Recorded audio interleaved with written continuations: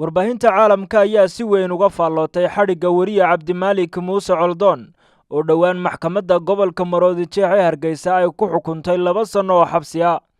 warbaahinta caalamka ayaa waxa ay sheegtay in xadhigga wariyaha sabab looga dhigay taageero uu muujiyay madaxweynaha Soomaaliya Mudane Farmaajo waqtigii doorashadiisu ay socotay iyo warar been abuur oo ay maxkamaddu sheegtay in uu ka faafiyay Somaliland.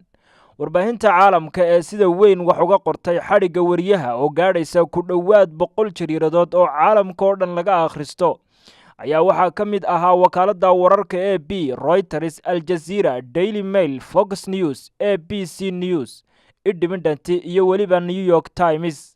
warbaahinta caalamku waxa kale oo ay sheegtay in wariyaha xabsiga loo taxaabay isla markii uu ka soo degay garoonka diyaaradaha magaalada Hargeysa kadib safar uu kaga soo laabtay magaalada Muqdisho caasimadda waddanka Soomaaliya iyadoo aanay jirin cid waaran u haysatay xadhigga wariyaha.